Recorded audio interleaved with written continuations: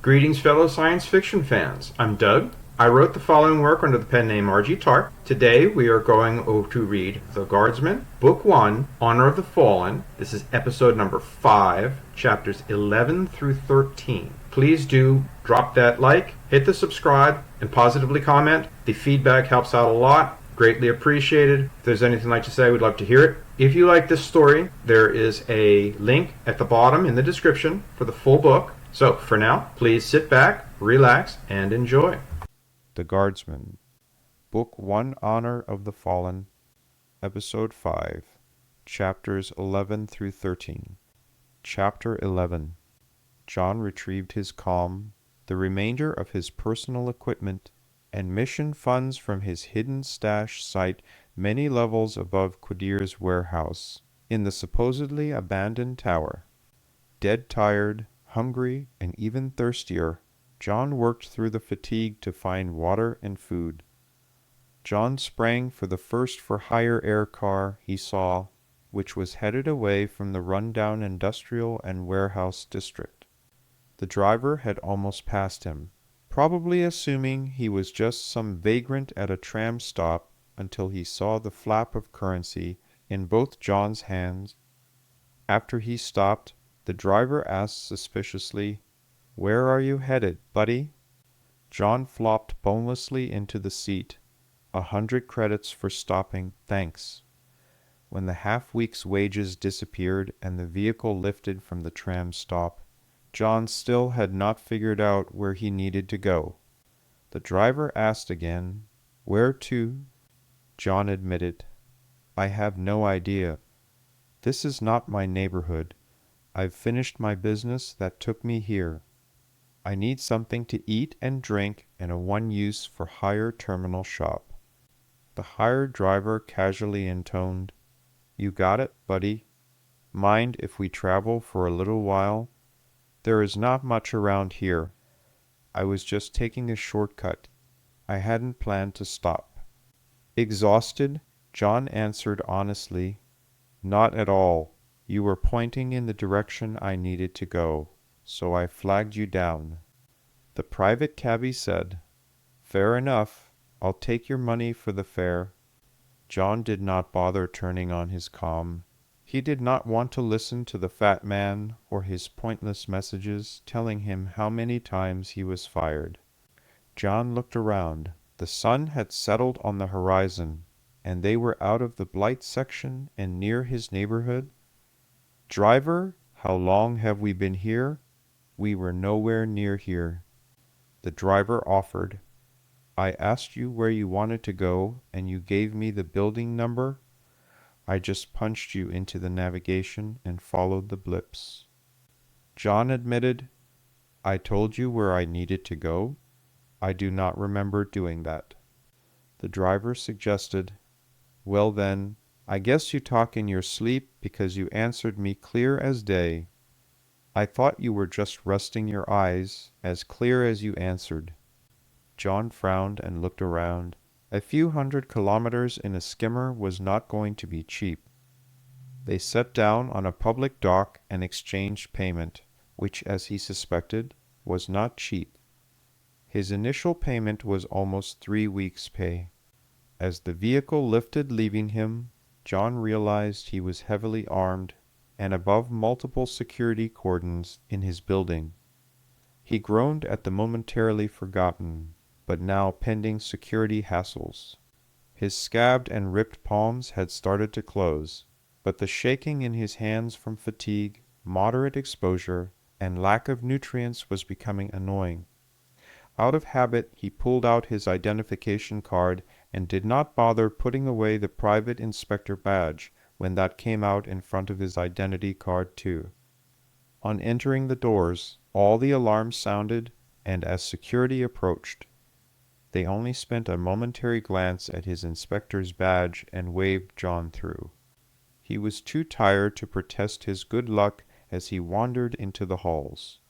Strolling down the concourse like it was his own living room, John muttered, "What the hell?" The ripped, torn, dirty, tired, heavily armed, and irritable man, who was now John Smith, turned to a nice eatery, pulled a coin from the hidden slip in his belt, and pushed the doors open. He ignored the startled security officers and made a straight line for the maitre d'.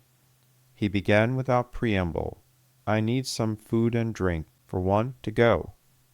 As he stopped at the podium, the security man to his right stepped forward aggressively, but stopped in his tracks as he saw the shoulder-holstered Gauss pistol.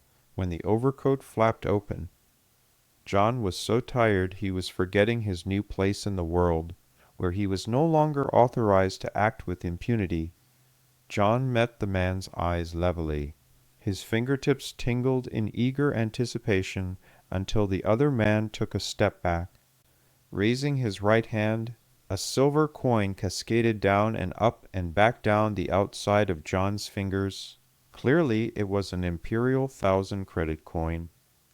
The startled restaurateur questioned, "What will you have, sir?" Looking left and right, ignoring both guards, he spotted a thick, rich paper menu posted to the left. Reading at a glance and tapping 3 items as a reply, the coin stopped rolling and waited, pinched between his thumb and index finger, to change hands. The server's reversed attitude allowed him to offer, "Thank you, excellent choices, sir." The coin disappeared into the maître's hand in one smooth motion. "Please have a seat. I will place your order and return with your change." "Hey, buddy," the security sitting next to him questioned. "Why the kit?" John looked down at his open coat and exposed gear and weapons before replying curtly, "Rough assignment," which ended the conversation with its finality. Neither guard pursued the matter further. Both were jaded enough to know that they did not live in a paradise world. Both men knew that when a man entered and casually paid with a coin that was more than they earned in a month, they should not pry, even if they were in similar trades. They assumed he was out of their league and did not bother trying to talk shop. When the change and food returned, the bill left only a narrow wad of cash, but provided a pleasantly heavy bag of food and drink. A month's wages for one meal would normally have sent John into budgeting fits, but he was too tired and hungry to notice. Besides, the real steak was worth it, and not a single bean in the whole order. Finding a disposable, secure terminal was easy. Finding a disposable, secure terminal that they would allow a customer to eat at was another matter entirely. Apparently, the disposable terminal part of that request did not register with whoever wrote the Uniform Code of Disposable Secure Terminal Shops Operations and Customer Irritation Manual. If the desk got dirty, they could wipe it off. They were going to burn the drive card and recycle the case anyway. It was pointless to fret over his eating, but the employee did anyway. John almost lost his patience before remembering that at this level money opened all doors. John flipped the wad of cash change from the meal again. In retrospect, he did not know if it was the cash or the hip holster pistol it exposed that opened that particular door. He didn't care because he was allowed into a terminal, locked and soundproofed the door, and proceeded to type his report while eating voraciously. John recounted the entire adventure, leaving out the parts that would get him in trouble, like the purchase of illegal weapons, which were innocuously reported with innocent titles like equipment preparation. The death of the Quadir's Lieutenant Benjamin became located a murdered criminal on entry, behind boxes in the warehouse, bypassed and proceeded with the mission. That neatly explained the reason he was trapped for so long and could not leave. It also avoided a detailed explanation of how the murder happened. It also skipped over any indications that would point to his possession of 5 highly illegal weapons at the scene of the crime. He carried the sword and 2 pistols into the mission and picked up the knife and 3rd pistol while operating in the warehouse. The report grew in mass and detail as links and photos added to the colorful collage of events that formed the arc of the search and final report.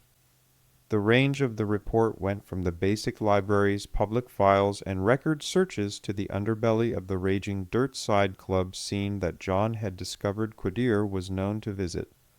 It went from the light down into the blighted areas of the world, into illegal gambling parlors, to the bedrooms of brothels and prostitution. Quadir was not just some random guy.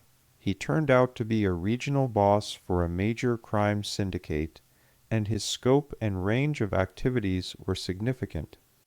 Quadir's debauchery was on par with his peers. That was how John had tracked him. Quadir talked too loudly, all the time, even to the hookers he was using.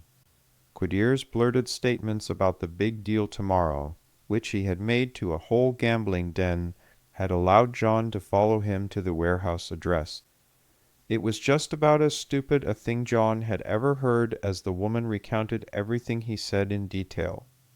However, that mistake provided John with the perfect location to acquire more intel on his operations and finally plant the tracking beacon on one of Quadir's vehicles. No one ever said criminals were smart people. Once the massive report was finished and John sent the record to the boss, he realized that it was now no longer late at night, but morning. Chapter 12. John felt like the Walking Dead as he stumbled and bumped down the corridor to his apartment. His overly complex system screamed at him to take a break. The nearly 3 weeks of constant tracking, hunting, sneaking, observing, retreating, requiring, and finally the dodgy escape from the hostile warehouse left him totally drained. Then there were the thousands of stairs he must have climbed moving in the unmaintained nether regions of the Empire. His nanobots were throwing fits over all the lactic acid they were forced to help his body collect and process. His little helpers were complaining in the form of modest cramps and a bone-deep hunger for food and water, so they could finish processing the overwhelming piles of waste collected in his liver and blood. There had been entertaining moments. Looking back, the quest for Gauss pistols was enjoyable. It was a fun learning experience that now allowed him to smile softly through his fatigue. There were a few scary places in the mist that turned out to be enjoyable if you were into loud noise claiming musical status. The bar was nice, and the sights at the gambling den with the near-naked cocktail waitresses was fun. John had not seen a woman up close in months, let alone a half-naked one. The smells of those wonderful creatures were so amazing, thinking back on it made his eyes want to roll into his skull, and his tongue fell out to drag on the floor. Other things got reactions too, but given his situation, those reactions were unrealizable. John pulled his muted calm to check the time. The barrage of advertisements and irritating messages that interrupted the simple task, for the first time in a day, assaulted his senses yet again. I need to pay for a calm. This is just stupid to keep doing this to myself. John was so tired he really did not care. His reply was almost rote as he trudged down the corridor. The hassle of deleting or moving the messages just fell into the hazy abyss of fatigue. The minor fact that it was almost time to go to work was totally unimportant. He would normally be waking up in about 70 minutes. Fortunately, the fat man slept, so there were no new nagging messages from his boss. Some absent part of his brain realized that he had spent the better part of 8 hours on that disposable terminal inputting data into the final tracking report on Quadir. The date did not match his recollection. He had lost more than a day, almost 2 days, lost in the focus-less haze of fatigue with a body desperately trying to consume its first real meal in almost a month. John had to call up the calendar log of events very deliberately. With disobedient fatigue-hazed eyes, John thumbed through the comms calendar, absently noting the lack of meals and sleep. By the time the end of the mission log arrived, John realized he had not spent 72 hours in the warehouse, but over 90, almost 100 hours. He had been using the counting method to stay awake and track time without the calm or other electronic timepiece that could give him away with noise. The rough count to stay awake had obviously failed. Damn it, as John realized he must have slept for 18 hours, plus, on that catwalk of utility conduits. One roll or abrupt toss in his sleep, and he would wake while falling to the concrete floor 20 meters below. He had just kept counting. He counted, fell asleep, woke, and kept on counting from where he had left off. Some workers passed him while he was paging back through his schedule. They were on their way to work, while he was just leaning against the wall, looking lost. During the 23 days of the mission, he counted and logged a total of 38 hours of sleep. That included the 18 hours that he had slept one roll from his trip to the morgue, or most likely a trip out the bay door into the fog below, followed by the ground courtesy of Quiddir's thugs. No wonder I'm loopy. John dropped the column into his pocket and followed immediately by running his fingers back through his hair. The dust and grime that flicked from the matted mass of overly long fur, he called hair, must have raised more than one look during his descent home from the high life at the top of the tower where he had ordered food and prepared his report. John did not recall a single dirty look, but seeing the pieces of unknown filth falling from his hair, he could understand why people would look at him. Digging deep to find his motivation, John started walking down the hall again after his short break. Everything was wrong with the world. John felt bad, smelled bad, and probably looked worse. The break-in at his apartment door was just another notch on the day's tally of screwed up. Adrenaline kicked his battered system into overdrive and associated high alert. His nanobots abandoned whatever low-level maintenance task they were performing when the adrenaline arrived and prepared his body for combat. Both holstered pistols found a hand as his foot struck the bottom of the door. A single set of quick steps followed by a combat crouch sent him breaching the threshold of his own door. The target spun. Long brown hair whipped to the sides. The door smacked his right foot, after rebounding against his counter as the door stopped. Wondrous gray-blue eyes met his.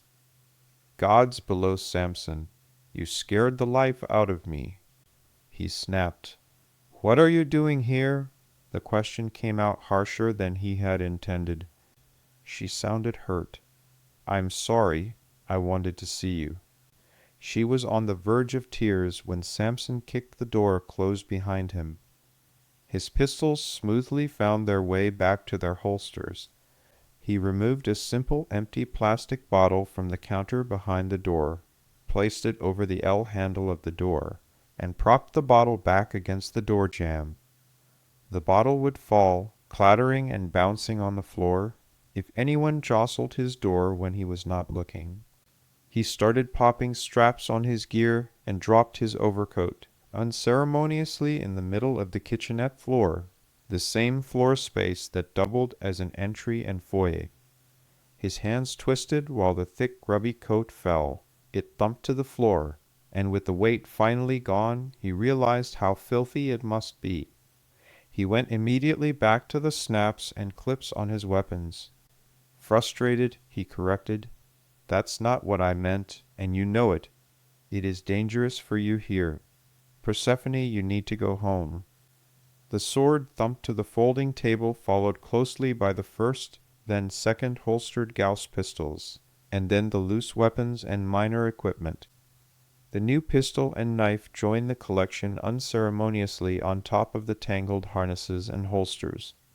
All of his weapons and equipment poured out of him like technological sweat into a puddle on the table. Samson pulled the tail of his shirt out and absently pulled his hooded overshirt off. It flopped on top of the rumpled pile of his overcoat. Next, he pulled the conceal pouches for his 20 Gauss pistol magazines from his midsection.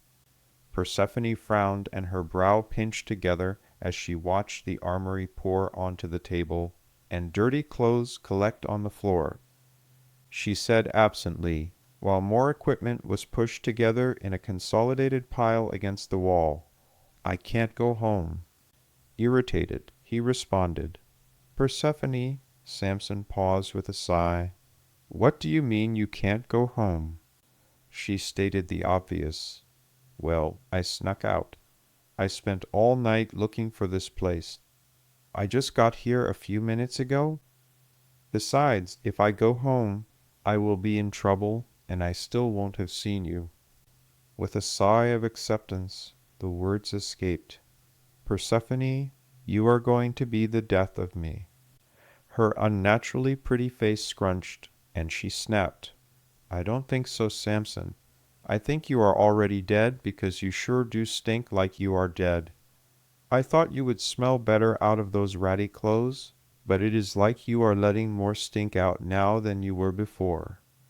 The stunning eyes reflected and improved upon the radiant smile as she stepped forward. "Boy, you stink." His withering stare showed cracks of mirth around the edges. "I've been on a mission for almost a month. I have not bathed or changed. I rarely shaved more than once every 3 days.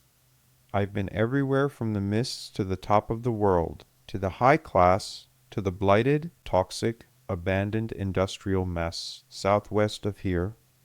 She agreed. "Yes, I can see that it looks and smells like you have been dragged through every bathroom and garbage chute from here to there," she said, stepping around him, over-dramatizing her avoidance of his person and his discarded clothing. She found a clean washcloth at the sink and wet it with some water and then soap. "Stop scowling, you." The little woman stepped forward and slapped the warm cloth to Samson's face as she happily rubbed back and forth like she was trying to scrape off paint. She bit back her giggles as she manhandled the stoic man. When she pulled back the cloth and looked at it, all she could say was a stunned, "You were." She turned the washcloth to Samson for his inspection, and the white cloth was brown with the dirt and grime she had rubbed off his face and out of his stubble. "I'll go take a shower." She was turning playful and quipped, "You better, dirty boy." Before he could move or escape, her tiny thumb wiped the small collection of soap bubbles off his lips as she softly kissed him hello. Samson finished stripping to nothing, leaving the stinking, filthy clothes in a pile that almost tried to crawl after him on its own as he walked away. Before he reached the door, she asked angelically, "So, I'll burn all this while you are in there then." Rebuffing her nonsense, Samson said sweetly, "No, you won't," as he pulled the door closed behind himself. As soon as he started the hair trimmers, the door opened.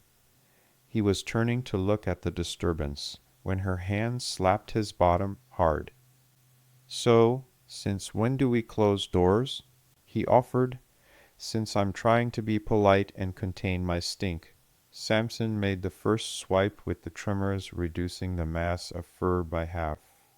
She unplugged the trimmers on the way out of the bathroom door, then warned, "Stop! Let me do it, silly boy." Frustrated, he snapped, "Persephone." She grumbled, correcting, "Stay there, Mr. Impatient." She returned to the bathroom door from the 2 steps it took her to cover the distance to the table where she had grabbed a chair. She shoved it into the tiny bathroom. "Sit. You never could do this right. I do not know how you survived before we met." He reminded the little pest, "I survived very well, thank you." Her insistent hands on his shoulders parked his naked bottom on the cold chair. "Well, fine. Be that way then. I'll make this haircut all crooked to match your bad attitude." He reminded her, "Do not tempt me, little woman." She responded without heat, "You know you are happy to see me. You cannot lie to me, and you know it." Large chunks of thick matted hair fell to the floor around him under her expert hand. Frustrated, but returning to their old banter, he snapped, "Yes, I can, and there is nothing you can do about it." The trimmers shut off abruptly and appeared threateningly waving under his nose. The crystal blue-colored eyes bored into his soul. Her smile told him he was lost, as badly as he had lost the last verbal exchange. "Samson Rockpoint, you never could, nor will you ever be able to lie to me. I can sniff it out on you faster than I can smell that horrible stink coming from the rest of your stinky, rotting, dirty, nasty, filthy body of yours." Leaning in close for another kiss, she aborted her tease and pulled up abruptly to whisper, "Besides, you are happy to see me. I know that for a fact." Her eyes locked his and held him, suspending his heartbeat. Then she reminded, "Your little friend betrayed you." She flicked her eyes down. Samson knew instantly and exactly what part of his anatomy had betrayed him. His sputtering half-curses and invectives never did more than amuse her and add to her giggles and fits of laughter, while she hacked away at his excess hair. After a very short time, her gentle hand was running over and softly turning his head while she touched up and faded his haircut, while she smoothed its detailing in her typical artful and expert fashion. Samson wanted to fall asleep in the chair under her softly caressing hands on his head and neck. When the click of the trimmer's power cut the noise, he still did not move. Her soft finger gently shook his head from side to side. "Come on, you, into the shower and scrape off that city stink. I'll clean this mess up." Samson looked down and saw more hair piled than he had shed in his last several cuts combined. He stood and obeyed the little woman without question. As he washed, Samson could see her moving back and forth in the bathroom, scooping up the hair and disposing of it. When she finished, she closed the door to keep the warm air in. When he turned to rinse his back, she was still standing in the bathroom, quietly watching. When he was done, she was waiting with a clean towel. She leaned in for her first real kiss. She unleashed the irresistible girl purr of hers. When they finished, she relaxed with her head against his chest and inhaled deeply. That is what I remember. Good, clean, strong man smell. I knew I could find it somewhere under all that stink." "Calm," he asked. "Can I ask you a favor, love?" She asked, "What's that, Samson?" She opened her eyes and looked up into his eyes. Still calm, he requested, "Please, go turn the water on in the kitchen to hot." She snapped, "That's it? Just turn the water on? I thought you wanted something romantic or loving or kind, but you just want your water turned on hot." He innocently protested, "It is something romantic. I'm going to make you breakfast. Then we are both going to take a nap because neither of us has eaten this morning. We both need food and to catch up on our sleep, or we will be useless." Her furious expression and accusing finger were betrayed by the giggles that threatened to erupt. "Only because it's you." Samson waited for her to turn, before cracking her bottom with his much larger, stronger hand. Her decidedly undignified squawk only offset her comment. "You can't hit a princess. What are you thinking?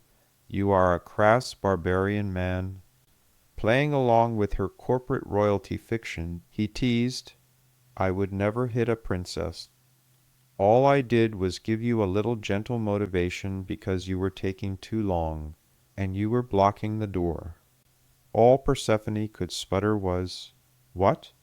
Samson dismissed the woman with a wave of his finger across her nose in the direction of the kitchenette. He slowly spelled out, "You go now." Water on hot. Persephone was about to go apoplectic and explode when Samson cupped her chin in his left hand between thumb and index finger and delivered a light kiss. "And love, try not to burn the water." Persephone was so irritated she could hardly remember how to blink. All at once she spilled out, "Samson Rockpoint, you infuriating man, I do not know why I put up with you and keep coming back for your abuse. I should have you quartered and fed to the hounds for your insolence." Samson used both hands to cup her angelic face and draw her close as she twitched furiously. "But, love, you have not got any hounds." He turned her gently, setting her in motion while she continued to sputter. His second slap to her bottom scored a direct hit on the other half, eliciting another undignified squawk. While Samson dressed, he directed Persephone around the kitchen and storage area to the items they would need for breakfast. By the time she had everything collected, she had no idea what to do with it. But Samson was done with dressing. He cradled her in his arms as she reclined against his chest, while he added fire to the water, crushed the contents of a bag once with his fist, opened it, and poured the hard dusty-looking stuff into the water. She watched with curiosity as the water boiled. They talked about how people were, and what they had each been doing lately. Samson finally had enough of smelling the noxious clothes next to them, and stuffed the pile into the dual-purpose dish and clothes washer with extra detergent. He washed his hands and immediately went back to cradling her while she talked about this and that. When he poked the water and hard stuff with the spoon, it was no longer hard. He turned off the stove and pulled 2 bowls and spoons from the dish cabinet. He detoured to the table to scoop his pile of equipment off the surface and dump it onto the counter. The soup was divided into bowls, and they bumped knees happily under the tiny table, while they ate together for the first time in too long. With dangerously schooled calm, she asked, "Samson, I have to ask, how did you get 3 pistols, and a sword, and the little knife? I know. With your condition you are not supposed to have any of them. So how did you manage?" Sidestepping her formal inquiry, he figured a straight answer was best. "The first 2 pistols I made from parts. I have a third from my initial purchase that is not so good, but I keep that as a spare and for spare parts. The sword I have had for years. I kept it in one of my storage lockers. The knife and loose pistol are recently acquired." She stared ice and snapped, "Samson Rockpoint, I told you I know when you are lying, and you are hiding something. I could hear it in your voice just now. What are you hiding from me?" She figured there was a story for the loose pistol, but the knife had her attention. Caught, he felt his speech waver. "Well, I sort of picked it up. From someone who wouldn't need it anymore." Her disappointment cut worse than the ceramic blade could have as she condemned him. "You killed someone for a knife?" Obscuring with pure truth, he answered, "Well, not really." Her head instantly clicked to the side as she stopped everything expecting completion to the answer. She used the genetically encoded response all females have that makes a guilty male sweat under her glare. She did not need to ask for elaboration. It just arrived unbidden from him. Samson spilled the beans. He was a bad guy, a gangster, a criminal. I was doing surveillance on his boss when he went looking around and almost ran into me. I took him out, quickly and quietly. I searched him, and I took his key card for the warehouse, but I got rid of the key. I kept the pistol and the blade. I finished the mission and got out. I promise he was the only one I killed, and the knife was just a bonus." Disappointment making her sound hollow. "You're proud of it, aren't you?" Sounding dumb to himself as soon as he asked, "The knife?" Put out, she snapped, "Of course, silly." Shrugging, he admitted, "Well, yes, it's a really rare and expensive blade. I always wanted one and never could get my hands on one. They are the coolest things. Okay, okay, that's enough. She was holding up her hands defensively while she smiled. I do not think I want to hear any more. If it is that cool, and you could never get it before, she dropped her hands and repeated sarcastically with a new smile. Then it must be something so cool, it is right off the legal scale. He agreed, well, sort of. Samson Rockpoint, I told you not to tell me. She playfully kicked him under the table with the inside of her foot. So, what makes this one so cool?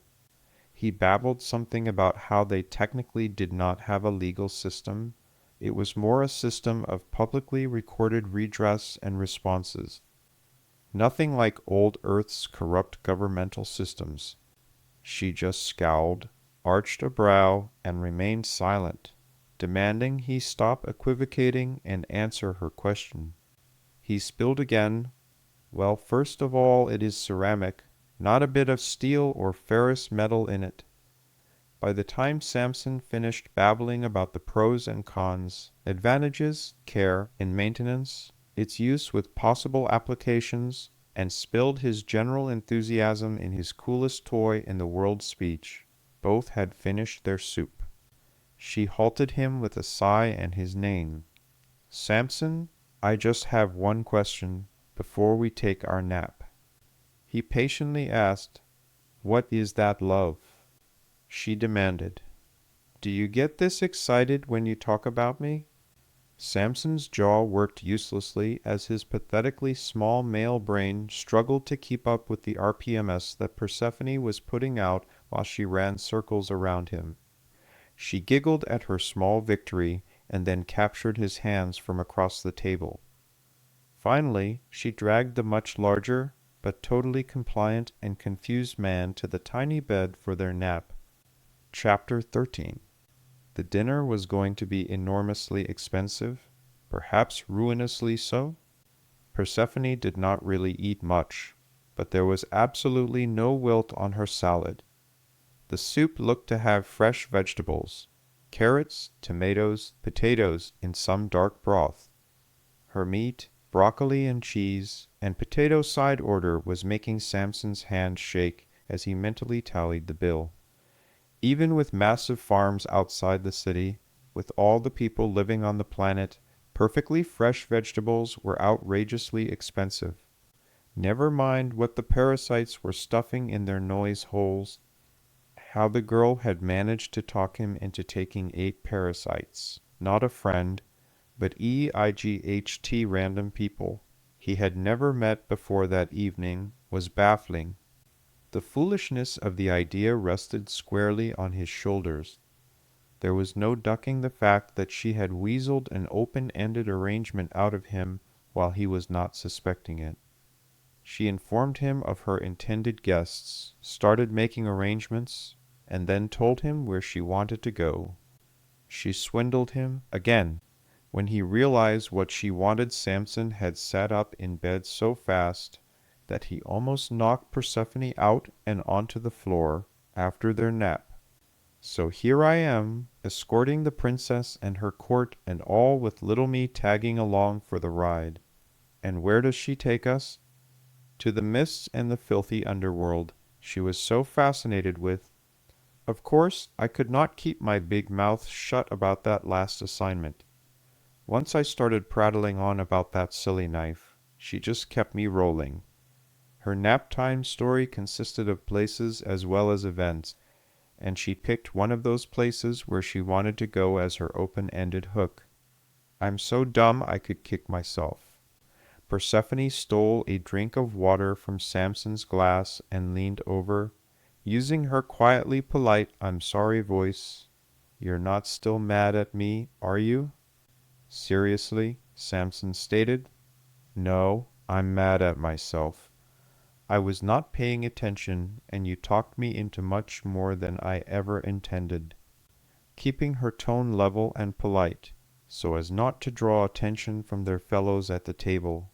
Why, Samson, I have behaved myself, and you have comported yourself as a perfect gentleman. We have not even begun getting in deeper than you intended. His veiled sneer only served to fuel her amused fires. After all, this is only dinner with friends. Just wait until the party starts. Then you will really be in trouble. Samson bristled with his complete lack of amusement, until Persephone's right hand slid down his thigh under the table to the inside of his knee. While she leaned forward, sipped some water from her own glass with her left hand, and redirected the conversation to one of her friends. Since the little court were all busy with their own meals and conversations, they did not see him jump slightly when her hand slipped back up and lightly pinched the upper inside of his leg, where he was ticklish. Samson busied himself by looking around the room's occupants and the amazing collection of native Terra's saltwater fish.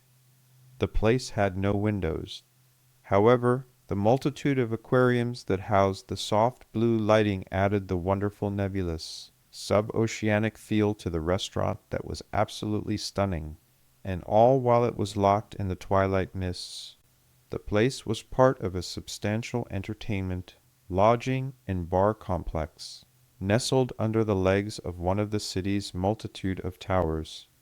This side of the establishment Samson had encountered almost by accident. Samson's mark from the tracking assignment had never made it to this establishment. The guards at the door were not there only for security and to keep out the riffraff, like at the top of the world.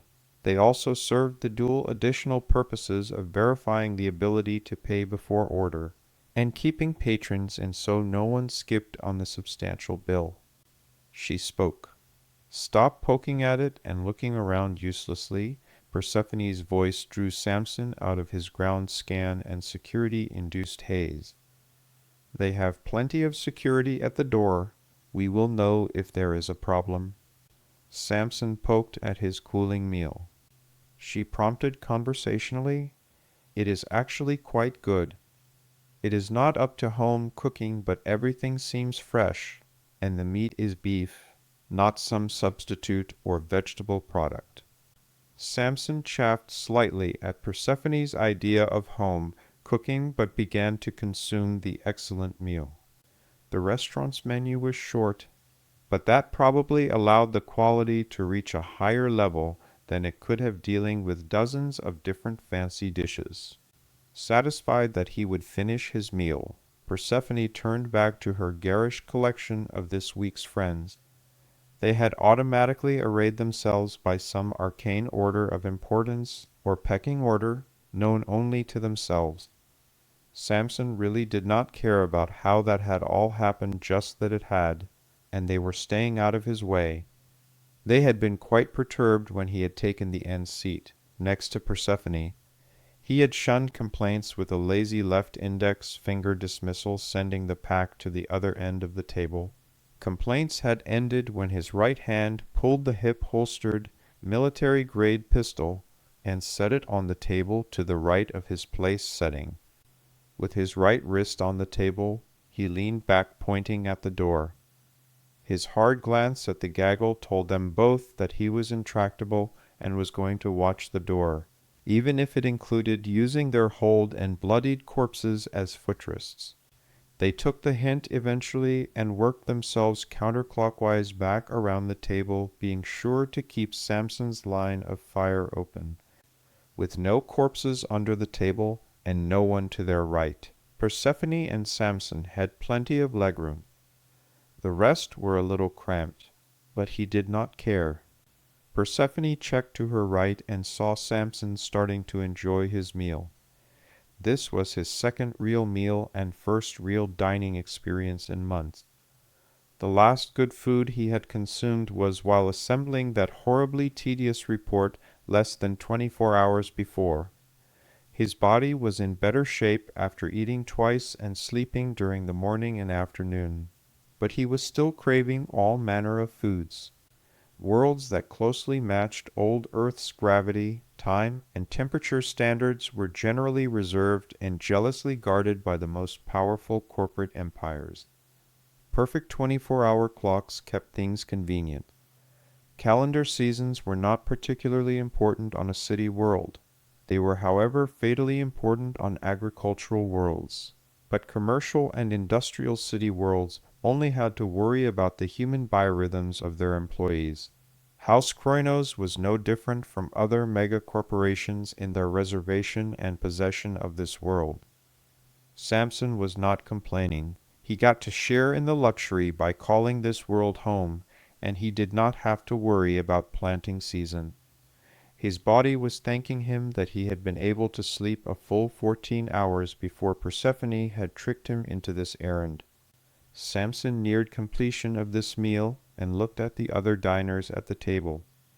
They were still eating, but much more slowly. He had caught up to and passed many of them while they leisurely discussed current events and politics and sloshed expensive wine in finely turned glasses. There was no need to rush through the meal. He was stuck there until the last of the fops finished their meals. Persephone was always too polite to rush a meal. It was one of her most endearing and sometimes annoying qualities. The bar, to the right from where Samson was seated, appeared to be hardwood, but from the distance and in the soft blue lighting that fact was hard to tell. It was well stocked, not indicated by specific labels he could read. They were still too far away, but from shapes of common but expensive spirits bottles Samson had often enjoyed in the past. There were rums, whiskies, vodkas, malts, hard wines, sweet fruity things he never willingly touched, exotic blends, some small local distillers, things he could not name or categorize. There was even a shelf of fantastically expensive old earth spirits. The bar itself was not small. It was wide and deep, and it could probably seat 30 bar-stool-mounted patrons, with plenty of room to comfortably enjoy their beverage without annoying neighbors by sitting in their laps or invading their personal space. The tables were likewise pleasantly spaced, with an even distribution of dinners. As a result, the room was evenly filled, but not cramped or hurried like some establishments that tried to fill tables in as confined an area as possible by stacking dinners on top of one another. The 35 or 40 other diners at the bar and tables could enjoy their meals and converse, normally without intrusive neighbors or shouting over the press of humanity. Samson was fairly good at maintaining an internal sense of direction. Unless he was more turned about than his internal navigation instincts would allow him to admit, the door behind the bar connected to the back of the club. The two establishments possibly shared a storage room. The pleasant aqua lighting in the darkened building provided enough light to see while imbuing a dreamy swimming under the clear blue sea feeling to the whole place. Instead of windows onto the clear blue sky or starlit night. This was a vacation under a tropical ocean paradise. The whole place was strikingly comfortable. Comfortable until Persephone poked him in the ribs with her pointy little elbow and made him jump. Come on, you, quit daydreaming and finish. I want the triple chocolate cake for dessert. Then we are going out. Thank you very much for your attention. Appreciate your listening. When you get a chance, please come and hit the like, subscribe, leave a comment, and check out the book for real down in the description.